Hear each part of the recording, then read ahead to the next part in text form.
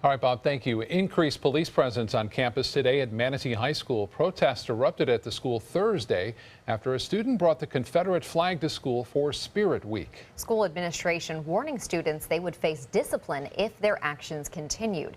ABC 7's Kate Flexter joins us live from Manatee High, where this whole thing unfolded. Kate. Good evening, Haley and Scott. Superintendent Diana Green sent out a robocall last night threatening to cancel homecoming events if these disruptions continue. But we just got word from the school district, and it looks like all of those events are still on. It all started with this picture posted to social media featuring a Confederate flag at Manatee High School Spirit Week. District officials say the student voluntarily turned in the flag upon the principal's request. But the photo sparked a Black Lives Matter movement the next day, students wearing black in solidarity. I honestly didn't think we would have so many people be willing to participate and step up and, voice how they feel as well. Behind the movement was Zaria Covington. She says she's watched the Black Lives Matter movement across the country, but it wasn't until now that she felt the need to get involved. I always tune in to what happens around the world, especially in the United States, because a lot of killings and murders are going on, and this really just made me so much more passionate about this situation.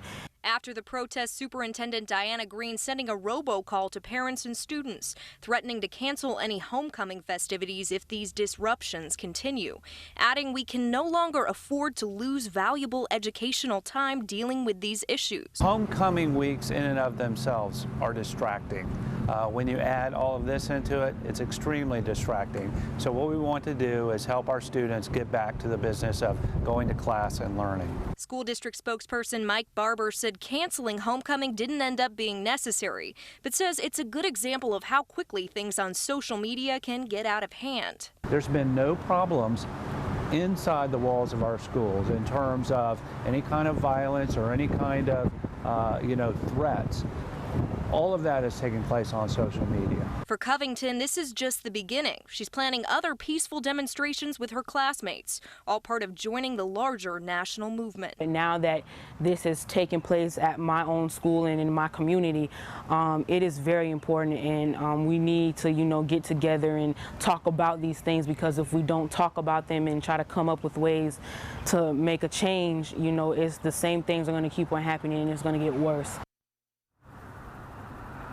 As you just heard Covington say, they have other protests planned, the first of which is going to be this Sunday. Live in Manatee County, Kate Flexter, ABC 7, your Suncoast News.